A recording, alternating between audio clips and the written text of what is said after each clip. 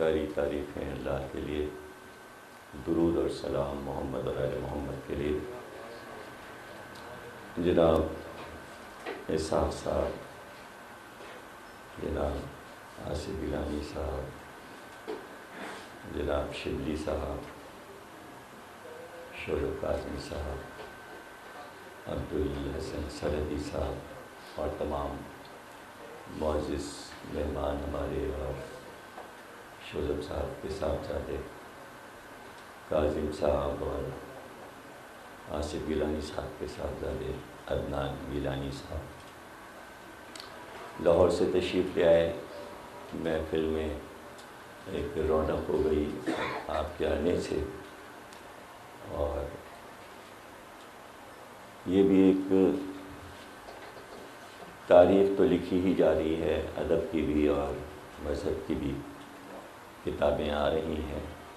یہ تقریب بھی ایک ادبی تاریخ کا حصہ بن رہی ہے، اور تحریر پہ آئے کہ آپ سب اس میں نظر آئیں گے، تو یہ کریڈٹ شبلی صاحب کو جاتا ہے کہ کتاب آنے کے بعد سب سے پہلی اولیت ان کو حاصل ہے کہ آغاز محفل کا ہو رہا ہے، اور افتتاحی تقریب ملتان میں انشاءاللہ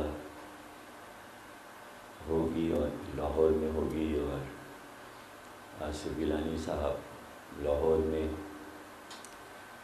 اور ملتان میں شعیب کاظمی صاحب، اور اس کی اختتامی محفل کراچی میں ہوگی کتاب کی۔ تو نمبر 1 فیصل آباد اور آخری تقریب کراچی میں ہوگی۔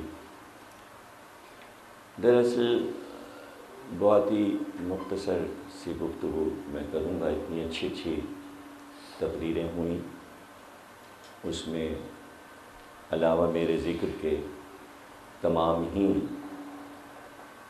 علوم اور موضوعات سمٹ آئے کہ جو اس وقت معاشرے کی ضرورت ہیں، اور انسانیت کو ہر وقت ایسے موضوعات چاہیے، ان سب پہ گفتگو ہوئی۔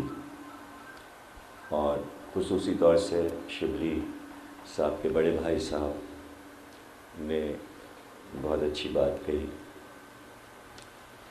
تقریب جب ایک موضوع کے ساتھ ہوتی ہے تو ظاہر ہے کہ جب کتاب، چونکہ اس کا عنوان شبلی صاحب نے ایک شام رکھ دیا، تو اس میں پھر کچھ بھی بات ہو سکتی تھی، لیکن چونکہ خصوصی طور پہ جب کتاب پر بات ہوتی ہے تو اس میں پھر یہ جو کہ شبلی صاحب کے بڑے بھائی نے کہا کہ کتاب کو دیکھنا چاہیے کہ اس کو کس نقطۂ نظر سے دیکھا جا سکتا ہے، اور اس پہ گفتگو ہو سکتی ہے۔ پھر بھی کافی حد تک چیزیں سامنے آئیں جو کام کو آگے بڑھاتی ہیں، اور جیسا کہ کہا گیا کہ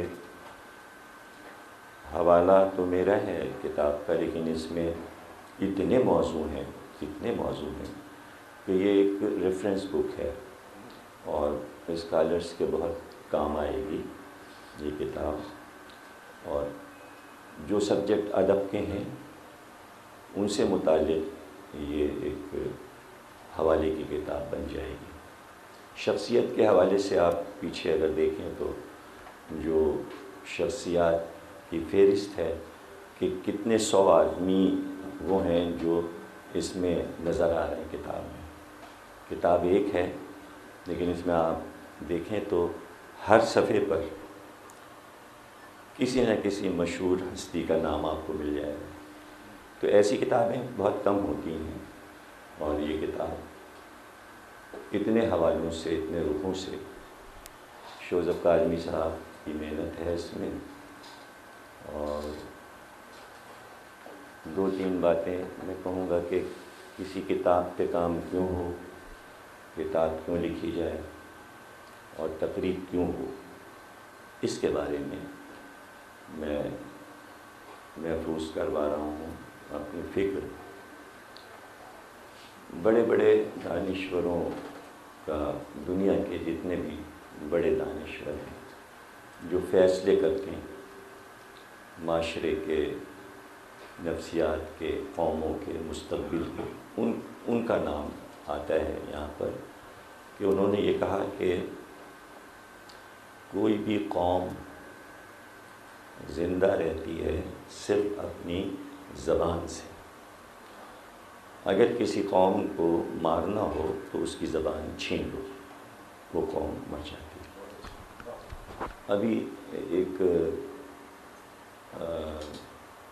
ایکسپریس اخبار میں، شاید اتوار کو جو میگزین آتا ہے، اس میں ایک طویل مقالہ آیا ہے کہ دنیا کی وہ کون سی زبانیں ہیں جو مر چکی ہیں اور کسی زمانے میں وہ بڑی زبانیں تھیں. تو اس کی پورے انہوں نے ڈیٹیل دی ہے، لسٹ دی ہے. تو اب ان زبانوں کا نام بھی کوئی نہیں جانتا. تو وہ قومیں بھی مر گئیں اور وہ زبانیں بھی مر گئیں. تو قوم اپنے لٹریچر سے اور اپنی زبان سے زندہ رہتی ہے، اور زبان زندہ رہتی ہے کہ جب وہ اپنے زمانے کی زبانوں کا مقابلہ کر سکے. پاکستانی قوم کو اگر زندگی چاہیے تو اردو کے بغیر یہ قوم زندہ نہیں رہے گی. انگریزی نہیں جلائے گی، انگریزی نہیں جلائے گی، وہ تو ورلڈ کی زبان ہے. قوم کیسے پہچانی جائے اپنے لٹریچر کے ساتھ؟ تو ظاہر ہے وہ اردو ہے. اور مقابلہ ہمارا ہندوستان کی ہندی سے ہے. اور جہاں بھی ہم جاتے ہیں اس پہ پورا مذاکرہ ہم ملتان میں کر چکے ہیں. شوذب کاظمی صاحب نے ایک مذاکرہ رکھا تھا جب میں امریکہ سے واپس آیا ابھی حال میں، لیٹسٹ سفر جو میرا امریکہ کا تھا اور انگلینڈ کا. تو وہاں سے آنے کے بعد ملتان میں میں نے ایک انٹرویو دیا تھا، تو اس میں بتایا تھا کہ امریکہ میں بھی جو پرچے کسٹم کے اصولوں کے دیے جاتے ہیں اس میں ایک طرف انگریزی ہے، دوسری طرف ہندی ہے. تو ہندوستان نے اپنی زبان کو ایسی جگہ پہنچا دیا کہ آپ شکاگو میں جہاں پرندہ پر نہیں مار سکتا، جہاں سے مسافر جہاز میں بیٹھتا ہے وہاں کوئی غیر آدمی جا نہیں سکتا مسافر کے علاوہ، وہاں ہندو کھڑے ہوئے کرشن بھگوان کی کتابیں بیچ رہے ہیں. یہ ہندوستان کا کارنامہ ہے اپنی زبان کے سلسلے میں. جب تک وہ چیزیں بیان نہیں کی جائیں گی یہاں کے لوگوں کو سمجھ میں نہیں آئیں گی باتیں. یہ بتانا بہت ضروری ہے کہ ہم اپنی زبان کے لیے کوئی کام نہیں کر رہے. ہم نے اپنی زبان کو بہت بے عزت کیا ہوا ہے. ہم لڑتے رہتے ہیں پنجابی، سندھی اور بلوچی، یہ بولیاں ہیں، یہ زبانیں ہیں، یہ صوبائی چھوٹے چھوٹے. ایسے ہندوستان میں 2000 زبانیں بولی جاتی ہیں. آپ 4 گاؤں آگے بڑھیں گے ایک زبان بدل جائے گی انڈیا میں. اتنی زبانیں ہیں.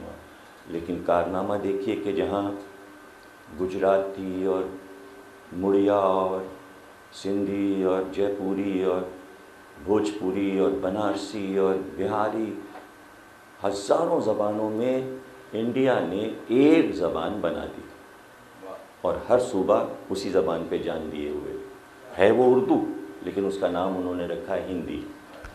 آپ کی وجہ سے، چونکہ آپ اردو بولتے ہیں اس لیے انہوں نے اس کا نام ہندی رکھا ہے. وہ اردو، اس کو وہ ہندی کہتے ہیں. اور تحریر اس کی جو رسم الخط ہے وہ ہندی ہے، سنسکرت ہے.